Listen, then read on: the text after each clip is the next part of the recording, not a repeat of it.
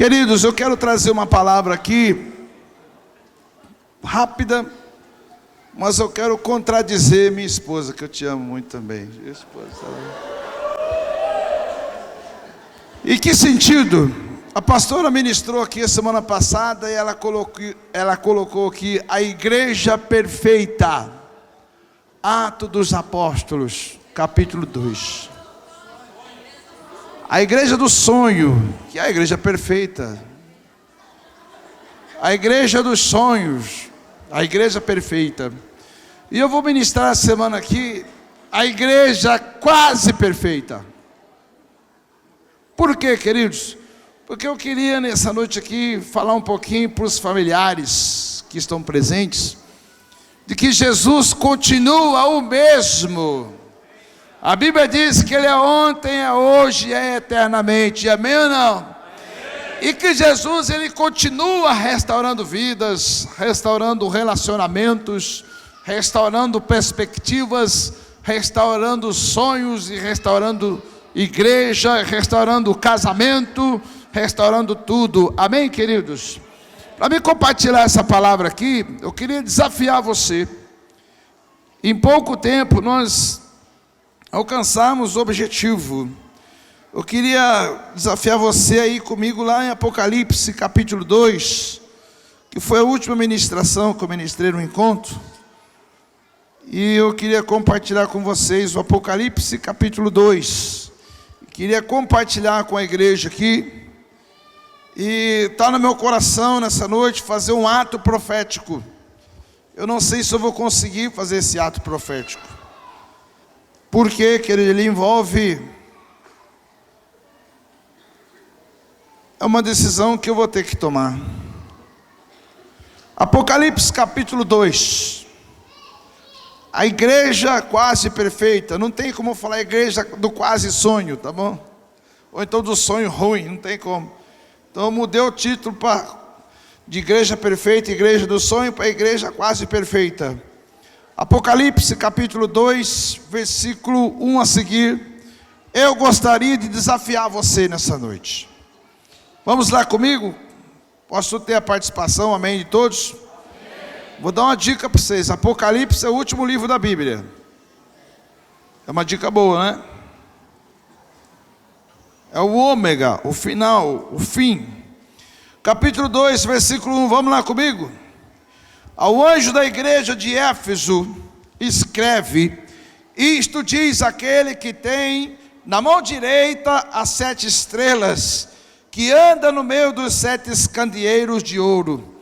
E ele diz: conheço as tuas obras, conheço o teu trabalho, conheço a tua perseverança, sei que não suporto os maus, que pusestes à prova os que se dizem apóstolos e não o são, e descobristes que eram mentirosos.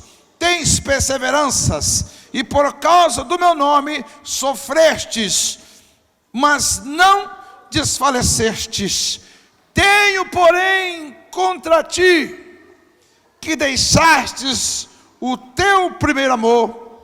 Lembra-te de onde caístes, e arrepende-te, e pratica as primeiras obras. Se não se arrepender, brevemente virei a ti, e removerei do seu lugar o teu candeeiro. E se não te arrependeres, tens, porém, ao teu favor, que odeia as obras dos nicolaítas, as quais eu também odeio. Quem tem ouvidos, ouça o que o Espírito diz às igrejas. Ao que vencer, darei o direito de comer da árvore da vida, que está no paraíso de Deus. Amém, queridos? Amém ou não? Amém. Meus amados, o interessante é que, às vezes, nós, como propriamente dita, prática de uma cultura, a gente vive, às vezes, uma palavra que se diz muito no nosso vocabulário, quando é uma palavra para definir uma coisa não muito concreta. uma palavra que se usa, ou uma frase que se usa, mais ou menos assim: como que você está? Ah, eu estou indo mais ou menos, empurrando com a barriga. Você conhece essa frase? Já viu alguém dizer para você: está tudo mais ou menos, estamos empurrando com a barriga, estamos caminhando e levando como que dá? Meus queridos, quando nós falamos de Deus, quando nós falamos de Jesus, quando nós falamos de família, quando nós falamos de amor, quando nós falamos, querido, de alguns princípios da palavra de Deus, não existe palavra tipo assim, olha, meio salvo. Não existe palavra assim, meio com Jesus. Não existe palavra que poderíamos colocar como meio termo, querido, para definir algumas coisas tão importantes. Agora, queridos, a grande verdade é que algumas pessoas vivem esse meio. Meio que, como está seu casamento? Está mais ou menos. Está mais ou menos. Meu casamento, ele é meio bom e meio não tão bom. Às vezes, uma palavra tipo, e a sua saúde? Está mais ou menos. E por conta dessa cultura nossa, muitas vezes, querido, a gente vive uma vida onde a realidade nua e crua é uma realidade onde as pessoas vão protelando, onde as pessoas vão sempre deixando e criando uma perspectiva para algo que vai acontecer, mas não acontece. O casamento continua mesmo, o filho continua na droga, o filho continua de uma forma errônea, a vida continua da mesma maneira, a bebida tem subtraído e as coisas vão caminhando, e aí entra, querido, o quê? Aquele desânimo, aquela doença que tem consumido milhares de pessoas, chamada depressão, que independente de ter dinheiro ou não ter dinheiro, a depressão, ela toma conta da alma, na vida das pessoas. Por quê? Porque as pessoas já deixou esse rótulo do mundo fazer parte da sua vida. E aí o que acontece? A sua vida é meio que mais ou menos. A sua vida é meio bom e meio ruim. As pessoas não entendem, querido, que na realidade não existe para Deus meio. Não. Para Deus as coisas precisam estar definidas. Então eu preciso ser uma pessoa que eu preciso ter a iniciativa de querer buscar uma mudança, de buscar uma transformação, de buscar algo melhor para a minha família toda, ao invés de eu aceitar. Então observe bem a igreja aqui do Apocalipse. Aquela igreja, se você observar o que eu li aqui, ela tinha quase tudo, mas ela não tinha nada ao mesmo tempo. E Jesus vem e ele usa João Batista e João não tem nada a ver com Batista. Ele usa João, o apóstolo João, e diz assim para João, escreve isso para a igreja de Éfeso e diz isso para a igreja: elogios, elogios, elogios e elogios. E tu sobre, olha que diz aí a partir do versículo 2, vamos lá comigo. Diz assim o versículo 2: conheço as tuas obras, conheço o teu trabalho, conheço a tua perseverança, sei que suporta os maus, que pusestes à prova os que se dizem apóstolos e não são, e o descobristes que eram mentirosos. Tem perseveranças, e por causa do meu nome sofrestes, mas não desfaleceste. Ponto, acabou tudo. Essa seria a igreja perfeita. Aí Deus vem com uma intervenção e ele diz: tenho, porém, contra ti, igreja que abandonou o primeiro amor. Você sabe, queridos, olha aqui para mim, presta atenção, a gente vai acabar logo. Eu sei que não tem escolinha das crianças hoje, é um pouco tumultuado o culto. Olha bem para mim. João Batista, desculpa, não é João Batista, João, o apóstolo João, era um homem de fé. Se você olhar, todos os momentos que Jesus saía, ele levava João, Pedro, Tiago e João. Se você ler Mateus, você não vai ver na escritura de Mateus falar que João era o apóstolo do amor. Se você ler Marcos, você não vai ver Marcos escrever que João era o apóstolo do amor. Se você ler Lucas, você não vai ver Lucas falando que João era o apóstolo do amor. Mas quando você lê João, você vai ver João se intitulando João, o apóstolo do amor. A postura de João faz com que João seja preservado. Em que circunstâncias? Pedro foi crucificado de cabeça para baixo, Tiago apedrejado, cortado a cabeça. Todos os discípulos de Jesus, como outros, a exemplo de Estevão, morreram como mártires. João, a Bíblia diz que ele foi jogado num tacho cheio de óleo fervendo. Tiraram João de dentro do tacho de óleo fervendo e levaram João lá na ilha de Patmos para João morrer. E abandonaram João numa ilha deserta, ilha de Patmos, para que João pudesse morrer. E lá na ilha de Patmos, Deus deu a revelação do Apocalipse para João. João, irmãos, era um discípulo com propriedade.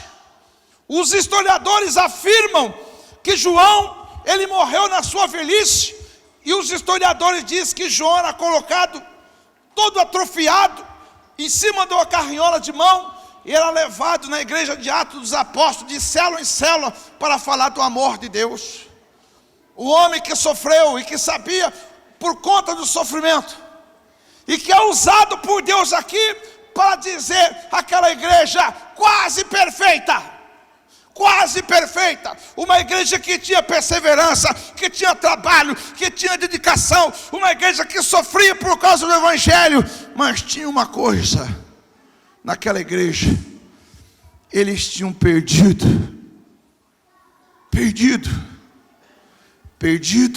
o primeiro amor.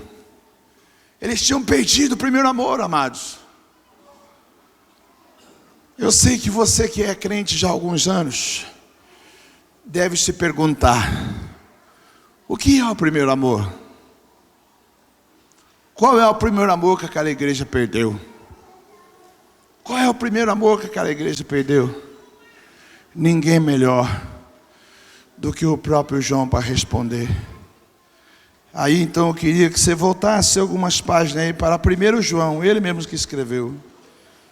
Capítulo 3.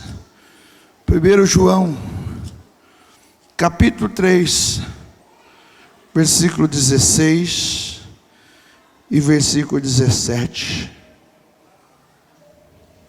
e 18. Achou aí 1 João? Vamos lá comigo?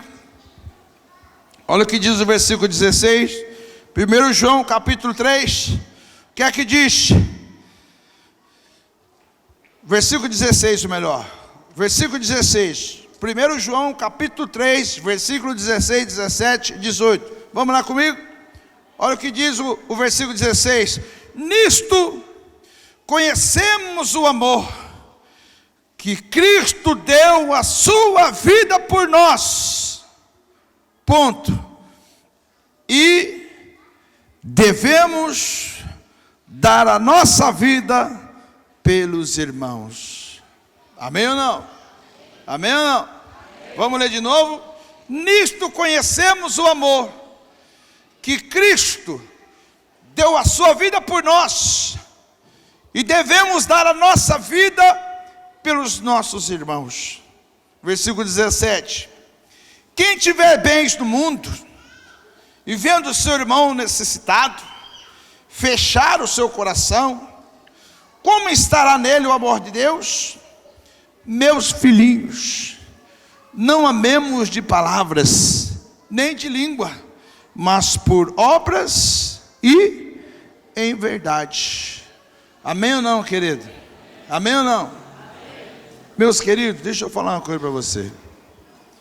Por mais, como diz a pastora aqui, que exista uma proposta de uma igreja dos sonhos, por mais que exista uma proposta da igreja perfeita, queridos, também existe uma proposta de casamento perfeito, de vida perfeita, de comunhão e integração com o Senhor, de igreja, querido, mas como diz João na sua palavra, é preciso que haja arrependimento, e é preciso que busque de novo o primeiro amor. Agora, meus queridos, vamos parar um pouco, vamos refletir aqui. João disse: nisto é conhecido o amor, que Cristo nos amou, e que Ele deu a sua vida por nós, e nós devemos também dar a nossa vida pelos nossos irmãos. Mas, queridos, até que ponto isso é verdade na minha vida? Como que eu posso, querido, ser restaurado, restituído no amor e dar a minha vida por amor a essas pessoas? Jesus, Ele quer, querido, que eu sofra da mesma forma que eu me entregue a minha vida por sacrifício. Não é isso que a Bíblia está dizendo. Você sabe o que João está dizendo? É isso que você acabou de ouvir aqui. O camarada aqui, qual que é o seu nome mesmo, querido? Tiago. Virar para o Samuel e dizer: Samuel, 5 meses apenas, você tomou na minha vida o lugar de pai. O lugar de pai. Você sabe o que é isso, irmão? Você sabe o que é isso? Tem pessoas que nem gostam de usar essa palavra pai. Você sabe o que significa isso? Você sabe o que significa essas pessoas que estão aqui em cima, que foram para o encontro com Deus, e que hoje estão todos felizes aqui, dando aqui um depoimento caloroso, vibrante, de que foram transformados, e que a transformação dessas pessoas se dá por conta, querido, sabe do quê? De um discipulador. João está dizendo no Apocalipse: olha, igreja, eu tenho contra ti que deixou o primeiro amor, se arrepende. Agora eu pergunto para você: o que é se arrepender e voltar ao primeiro amor, querido? É você entender a importância na sua vida do discipulado, a importância na sua vida de você se tornar um discipulador, a importância na sua vida de você aceitar, como diz o Leandro aqui, ser cuidado, a importância de você aceitar, querido, ser cuidado, para você cuidar de outras pessoas. Irmãos, imagine só vocês, toda a igreja, cada um cuidando de um aqui, onde que nós vamos chegar? Você imagina uma igreja, querido, cada um cuidando de um aqui? Cada um cuidando de um aqui, querido, onde a gente vai chegar? Essa é a proposta. Queridos, eu tenho contra ti, diz Jesus usando a vida de João, que deixou o primeiro amor. Querido, eu não sei quantos anos você é cristão, eu não sei se o seu casamento está meio bom, não sei se a sua vida financeira está meio bom, eu não sei se você está empurrando com a barriga, eu não sei, querido, como é que você está dentro da igreja, eu não sei se você tem certeza da salvação, eu não sei o que você pensa se Jesus Cristo voltar essa noite, se você vai subir ou se você vai ficar, mas eu quero dizer uma coisa para você, meu amado, em nome de Jesus Cristo, nós não alcançamos isso ainda, mas nós estamos lutando para alcançar o dia onde a gente vai poder subir aqui no púlpito e falar assim: toda a igreja está sendo discipulada para a glória do nome do Senhor Jesus Cristo. Aleluia! Oh, glória a Deus! Aleluia! Queridos, eu sou um pouco constrangido de falar desse assunto aqui, porque eu sei que tem na igreja pessoas que querem ser discipuladas, mas ainda não tem o mecanismo para que todos sejam discipulados. Eu evito falar nesse assunto, mas eu compartilhei com os irmãos aqui, que coisa bom ser discipulado. Meu discipulador é uma benção, meu amado.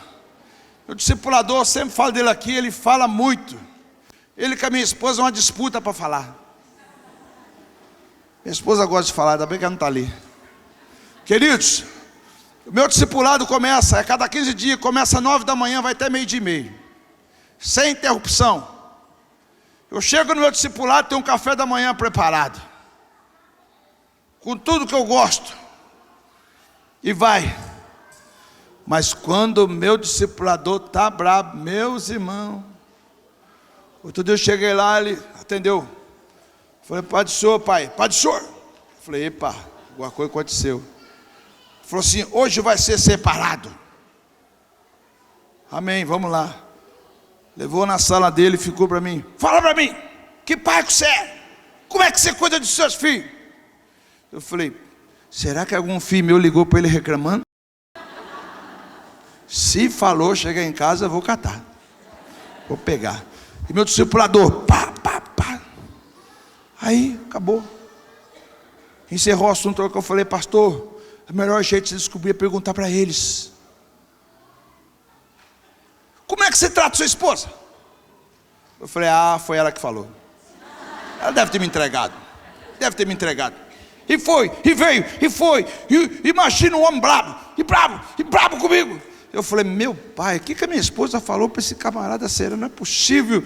Chegou no final, eu falei, pastor, é melhor chamar ela para discipular no 2 juntos, porque se ela falar qualquer coisa que contaram aqui, hoje mesmo eu cato ela aqui na sua frente. Irmãos, o homem quase bateu em mim. E eu saí dali, querido. Sabe que eu saí dali? Eu saí dali meio com medo. Aí eu fui entender, querido, que tudo aquilo era zelo. No final, é que não André fala, né? A gente tem o pastor Ebe ensinou nós o seguinte: primeiro você dá pão para o discípulo, aí você põe carne e lenha nele, depois você põe um pão de novo. Então fala com um sanduíche. É pão, carne e pão. Aí o André outro dia falou para mim, ô pastor, onde está o pão? Só tem carne, só estou apanhando. Onde que está o pão que eu não estou recebendo pão? Deixa eu falar uma coisa para vocês. Aí, meus queridos, meu discipulador, que bênção na minha vida. Sabe, queridos, essa restituição de Atos, restituição lá do Apocalipse da igreja de Éfeso. Tenho contra ti que deixou o primeiro amor. É uma igreja que tinha tudo, mas tinha perdido a sensibilidade de cuidar um do outro, querido. Então, eu quero convidar você, no nome de Jesus, a nos ajudar, a fazer parte disso, abrir teu coração, caminhar junto com a gente, ter paciência, ser perseverante, e que a gente vai no final de tudo alcançar, ter uma igreja todinha discipulada para a glória do Senhor Jesus. Amém, queridos? Queridos, eu quero deixar essa palavra para você. Não aceite meia benção, não aceite meio. Muda a sua vida. Adota deixa alguém adotar você como um discípulo, e você vai ser benção em nome de Jesus. Amém, querido? Você sabe o que eu queria oferecer hoje para a igreja? Coloca uma música de oração para mim. Arthur, cadê o Arthurzinho? Aquela música de oração sem voz, só no som, só. Isaac, eu quero uma música que não tenha só o som. Isso. Aleluia. Puxa vida, nós não temos mulheres aqui, né? Eu queria chamar aqui também na frente aqui, se puder vir comigo, as pastoras de redes, as mulheres e as líderes de células mulheres. Queria que a pastora e as líderes de células mulheres ficassem desse lado aqui, As pastoras ali e as líderes ficassem daquele lado ali. Tá. Eu queria que as pastoras ficassem aqui, junto com as líderes de célula. Isso. Pastor e líder de célula. Eu queria agora pedir ajuda para os irmãos. Depois vocês vão voltar para cá. Todos vocês que passaram para o encontro, trabalharam no encontro, ficar para cá. Descer aqui tudo, ficar de frente para a igreja. Todo mundo, por favor, desce ali. Fica de frente para a igreja, todo mundo. Tem que ser de lá para cá, sim. Pode ir mais para lá para ficar, não fica muito junto não, mas mais para cá, isso. Mais para cá, isso. Daqui para lá. Ó, irmãos, eu queria que vocês, ó, da metade da igreja aqui, fosse mais para lá assim, para ficar bem espalhado, isso, bem espalhado, porque pessoas vão transitar no meio de vocês. Eu queria que as irmãs viessem um pouco mais para cá e ficasse mais espalhado.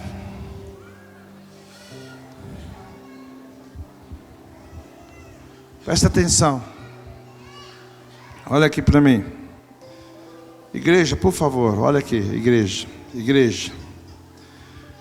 Se vir alguma mulher abraçar aqui, só se for mãe ou mulher, irmã, só se for da família, tá bom?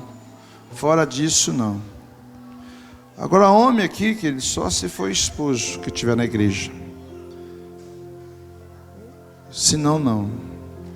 Mas para a gente ficar com mais ordem ainda, vamos fazer o seguinte: vamos desfazer essa questão de homem, de mulher, esposo, esposa. As mulheres aqui e os homens aqui. Eu queria fazer uma pergunta aqui nessa noite. Se você quiser, você não vem. Foi uma tentativa, talvez. Eu acredito que não, uma convicção. Se você pode abaixar um pouco o meu aqui, isso que eu vou ter que movimentar, isso. Ó, as mulheres que quiser hoje aqui receber um abraço, você não precisa falar nada, mas você quer receber um abraço, uma transferência de amor para a tua vida. Eu queria que você viesse aqui à frente e abraçasse uma dessas mulheres.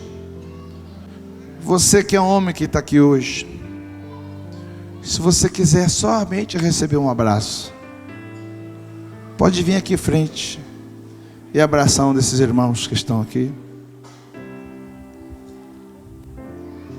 Pode vir se você quiser.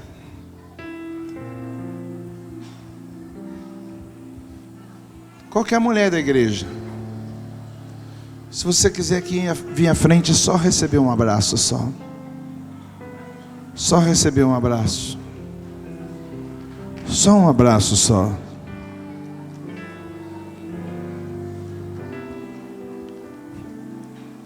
Aleluia. Não, pode abraçar mais aí. Não abraça rapidinho não. Volta aí, volta aí, filho. Um abraço forte aí. Pode abraçar aí, filho. Abraça forte aí. Um abraço caloroso. Pode antecipar, Leandro, para frente, André ali para frente, chegando pessoas ali, antecipa ali. Pode dar um abraço aí, fica abraçado aí um pouco aí. Sente aí esse calor. Tem mulheres disponíveis aqui, se você é mulher, quer vir à frente e receber um abraço. Tem vários homens disponíveis aqui, olha. Se você quiser receber um abraço, meu querido, é só vir aqui à frente.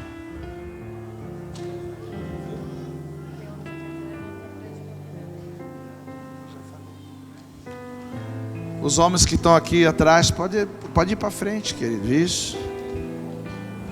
Pode procurar a frente aí.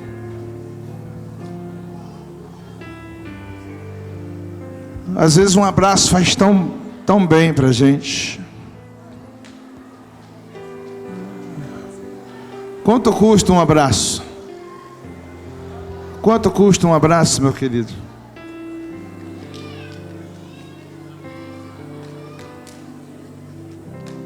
Quanto custa um abraço? Um abraço não custa nada. Continue a insistir. Se você quiser vir receber um abraço, pode vir aqui à frente.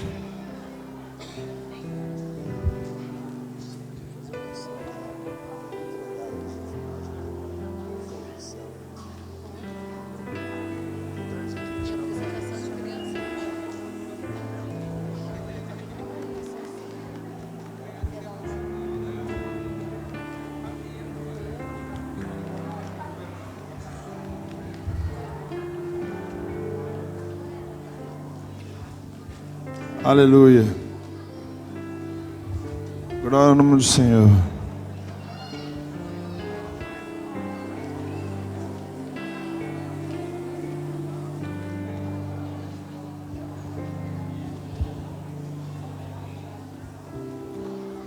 Quanto custa um abraço? Quanto custa um abraço, meu querido? Glória a Deus.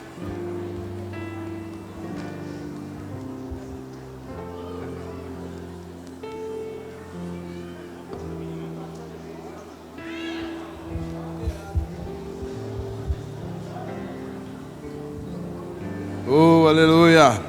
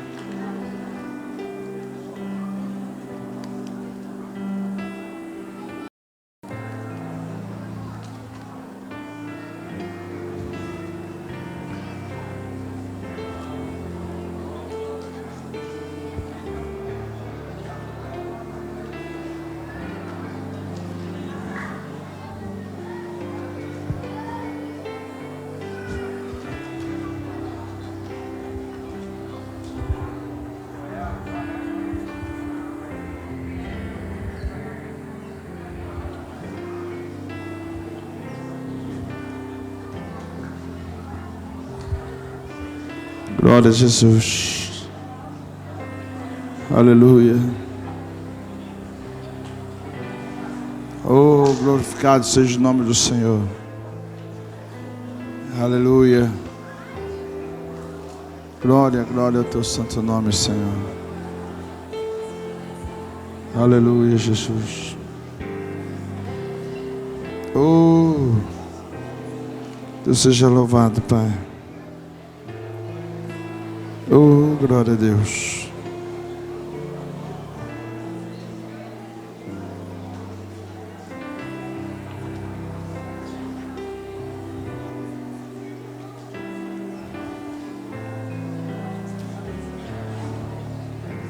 Aleluia.